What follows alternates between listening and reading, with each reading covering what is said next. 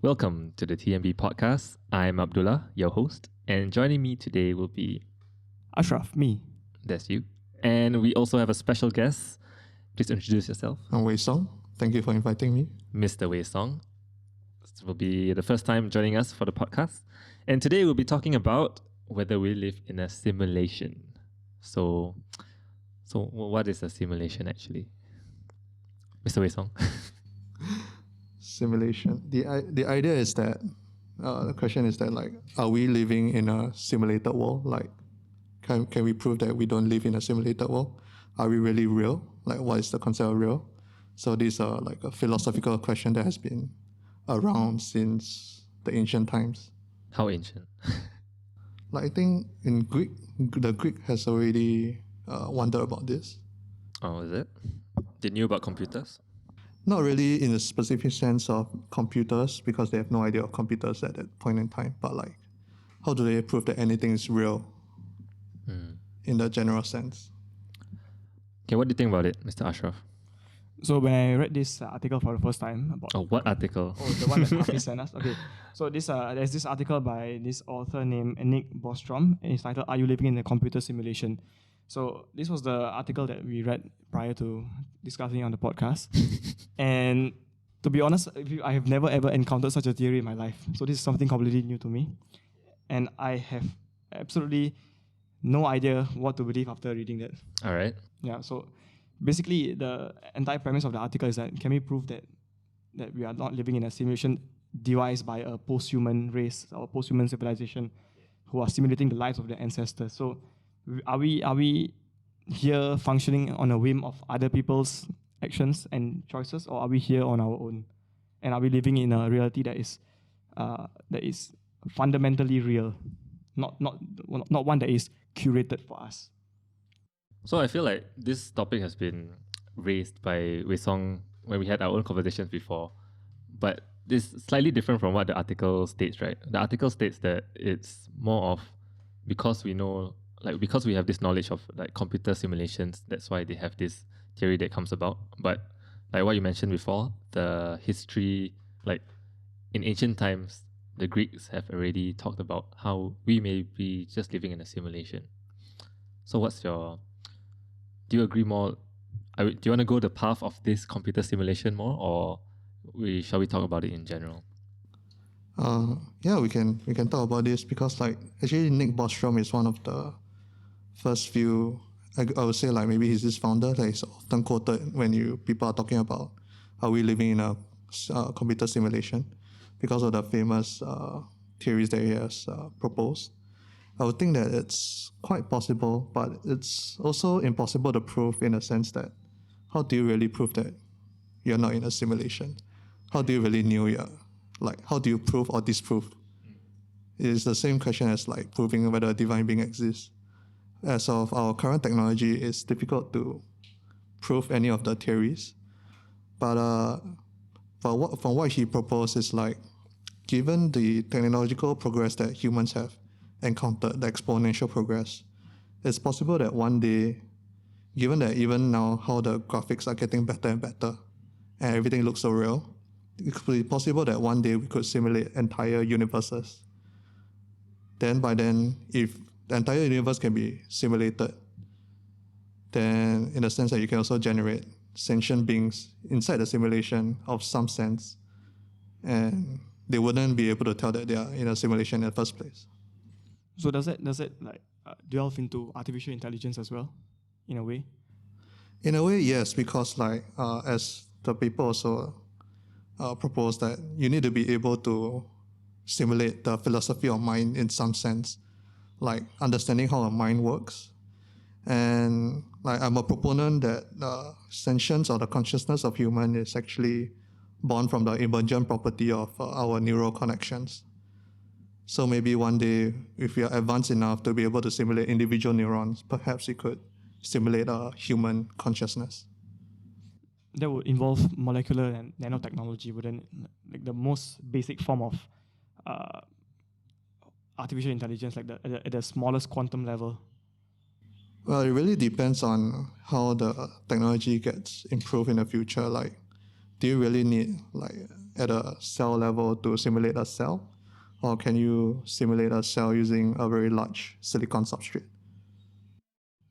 But there's also this argument about macroscopic objects and microscopic objects. So like if you can simulate the macroscopic objects well enough, nobody will be paying attention to the microscopic objects, and therefore you can sort of hide it in the simulation without anyone noticing that you are actually living in a simulation, right? Yes. So that's the idea of whether can you skip the step of simulating the simpler subset of rules and just simulate the macroscopic rule or object, in this sense like a human, instead of simulating an entire cell, like multi-cell within a human, to achieve the same result, which is entirely possible as well. Yeah. So let's just go through the article.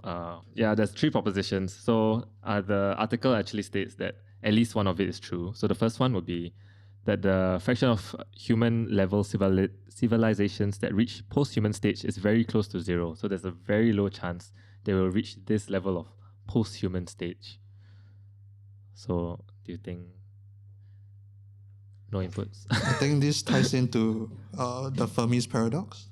Uh-huh. Like based on the understanding of our current biology and looking at the amount of stars in the universe, we can calculate like how many percentage of these planets that's orbiting around a star is suitable for life as we know it. And the number is actually pretty high, but then we don't see any space civilizations coming in contact with us. Yeah. So there's a paradox in a sense that why are there no other civilizations out there? Is it because there's like a great filter? Like, do they destroy themselves before they reach the space colonization stage? Or because of asteroid or any other like reasons for it? So for the Fermi paradox, is saying that there's almost a certainty that there are other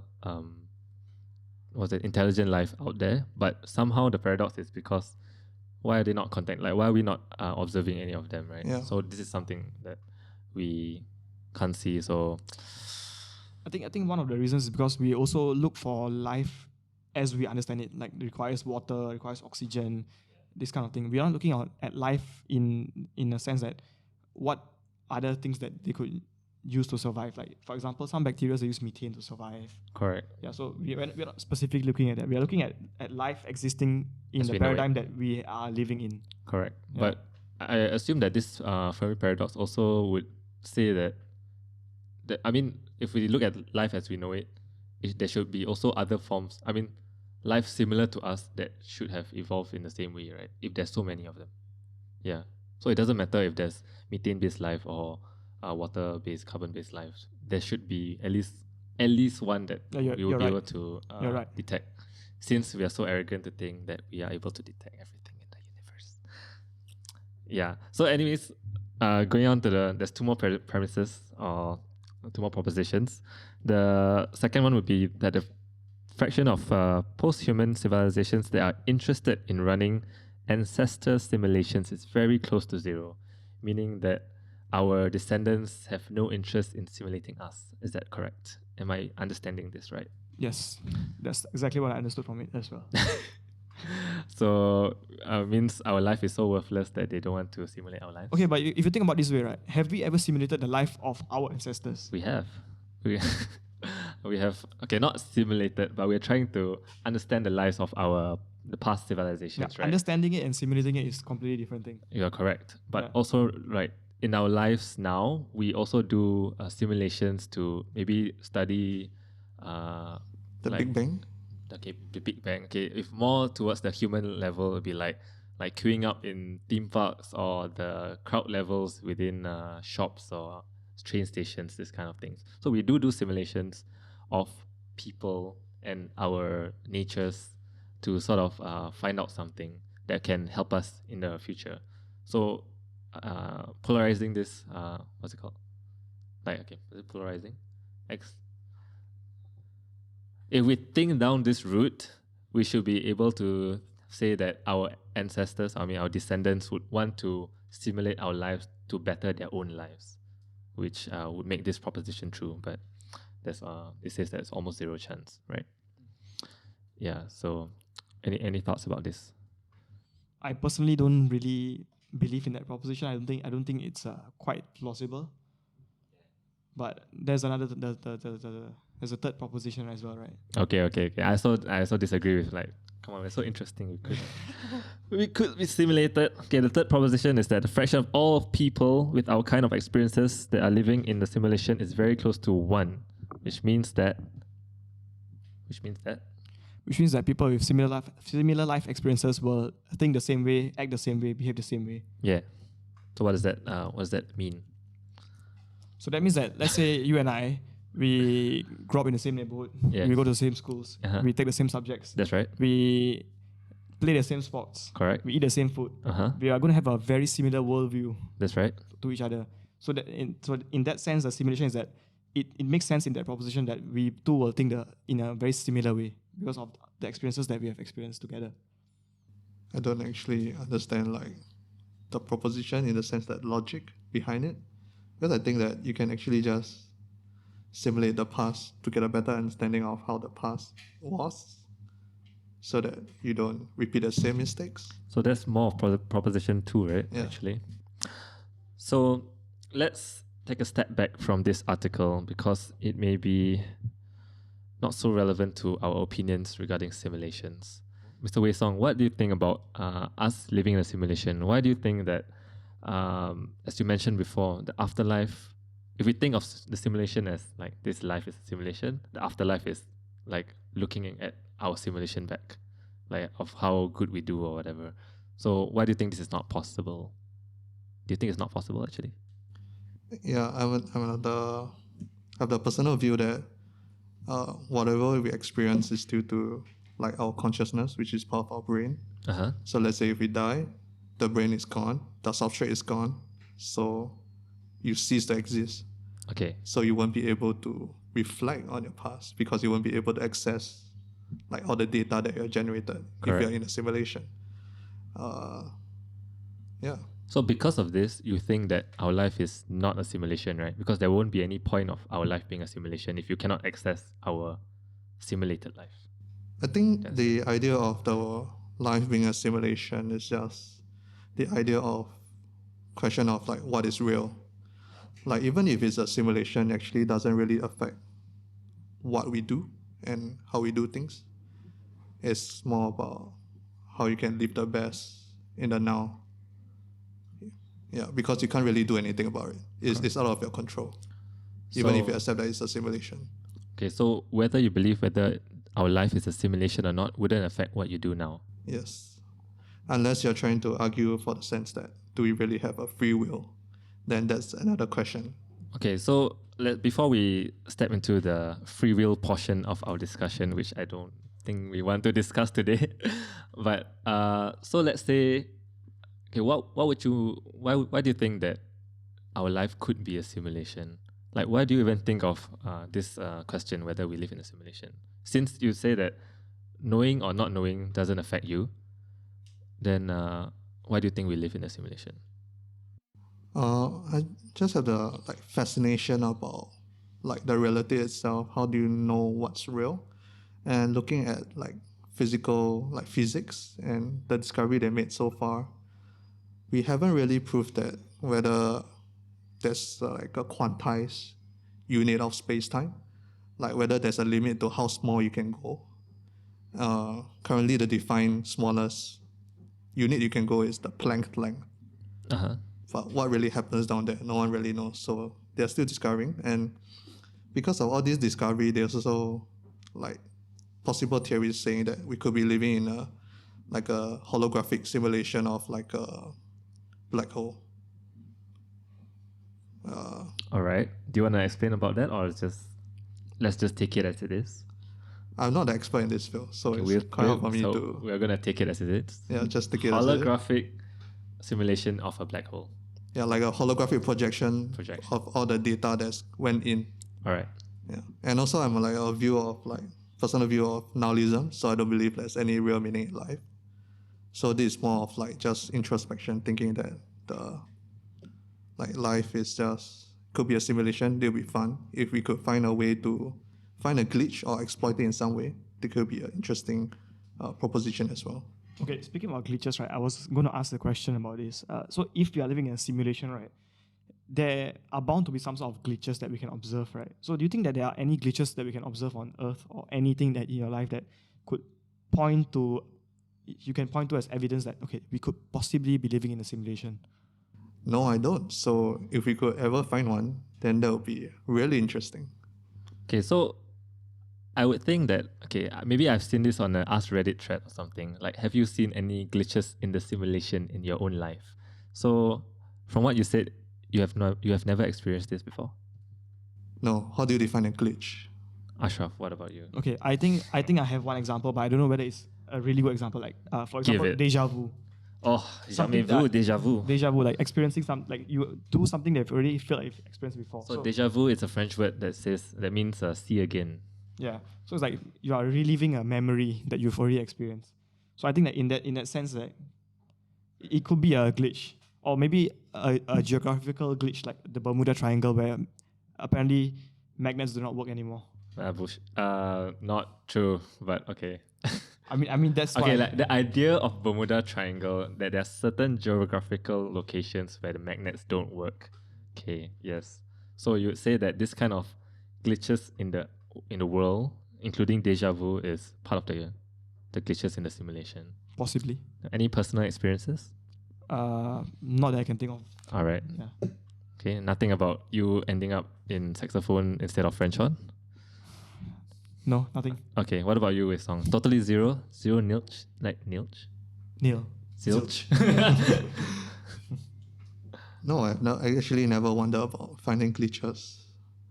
But I guess like what I mentioned before, if there was like a finite digit to irrational numbers, then we'll know for sure that we are in some sort of simulation. Okay, so now we know that for the never-ending digits of decimal points of pi, we have not found an endpoint. So for now, simulation will still run.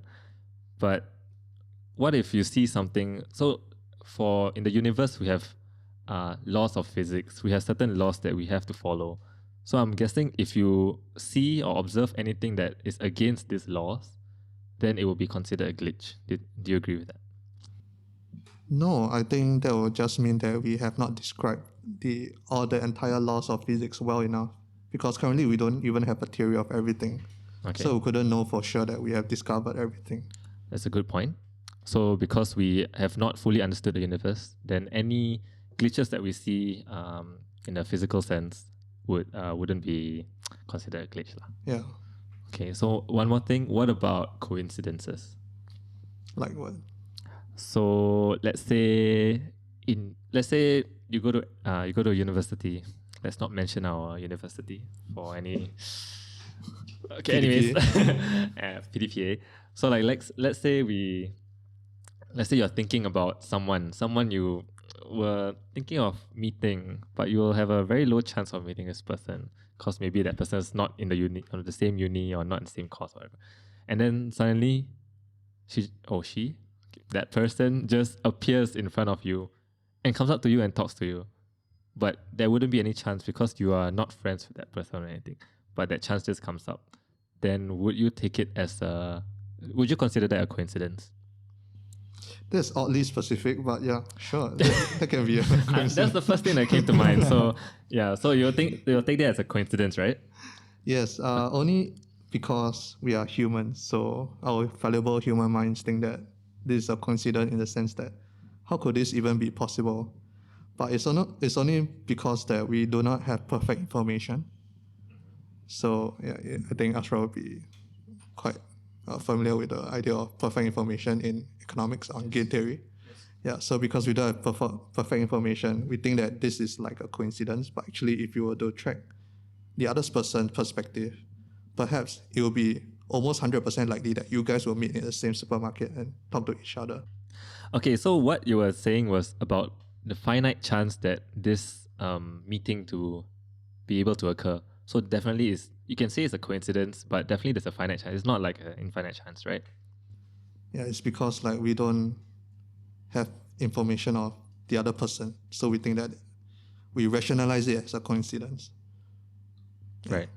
Okay, so if we are do you think the creator of if we live in, let's say we live in a simulation, there has to be someone who created a simulation, right? So like in the article, it's like some post-human civilization, or some people who are more in tune with religion would say that it's God who's creating the simulation. Would you agree with that? For now, I guess it could also be that they are trying to play around, like simulate. Like we or higher first being. discovered, like there's this thing called the John Conrad's game of life, whereby complex behavior can come from simple rules. Oh my God, I have done this in class before. Yeah.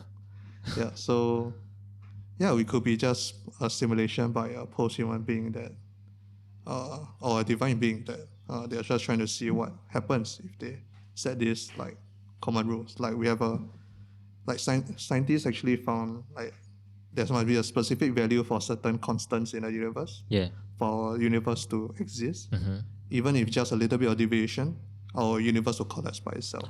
Yeah. So interesting that you brought that up. So if we do simulations, okay, right now, okay, me and Wei Song were from RC4, so we do systems dynamics, which involves simulations of various things, like certain Systems, what kind anything of that's so system. like population growth of cockroaches in your house. Yeah. I hope it's zero.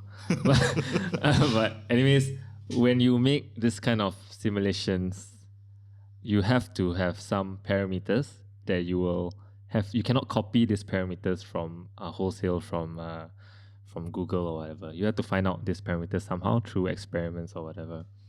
So what he's saying, what Wei Song is saying is that these parameters of the universe, as of now, have certain fixed values that if it deviated a little bit, our life wouldn't exist. So doesn't that mean that we're in a simulation actually? What do you think about that, Ashraf? No comment. No comment. Okay. I'm just so lost. Okay, so anyways, what do you think about that Wei Song?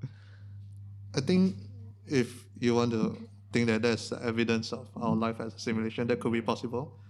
But there's also the other possibility where scientists argue that it's just because like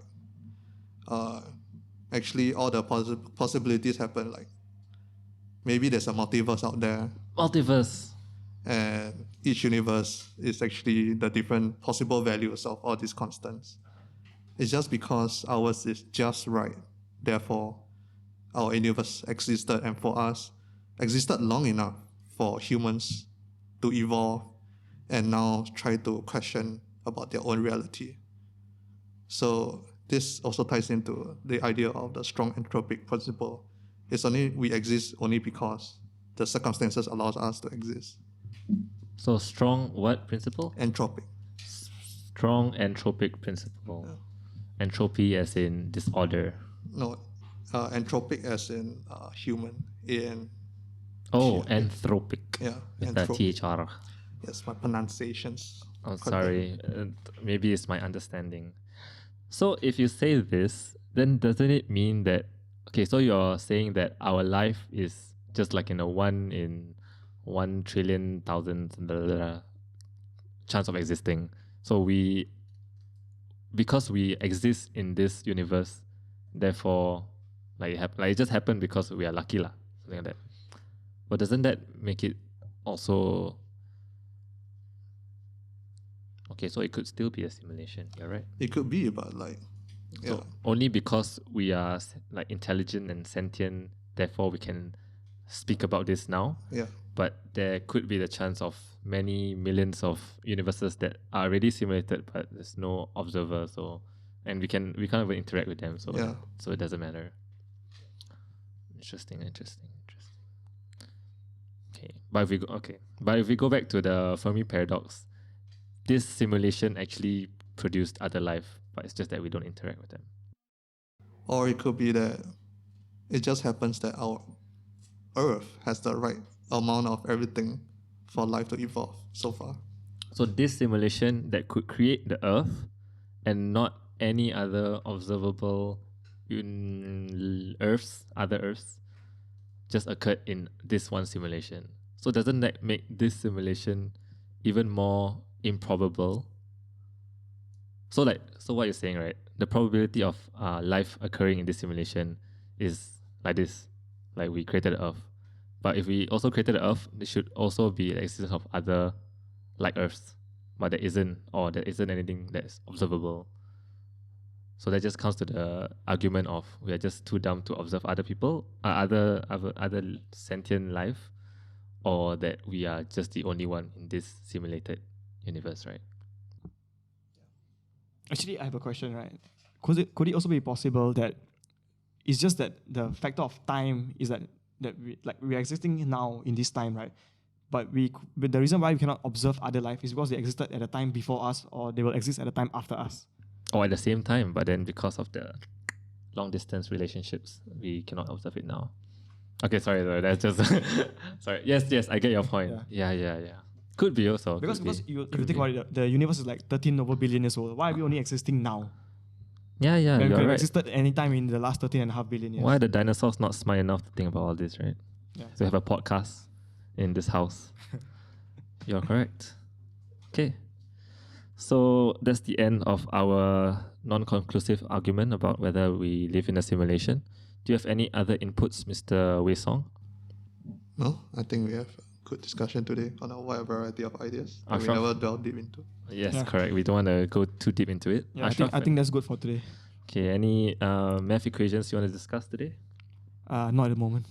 Okay, then that will be the end of our discussion about the simulation. Thank you for listening. I hope this wasn't a waste of time. And I hope you understood everything that we talked about, because I didn't.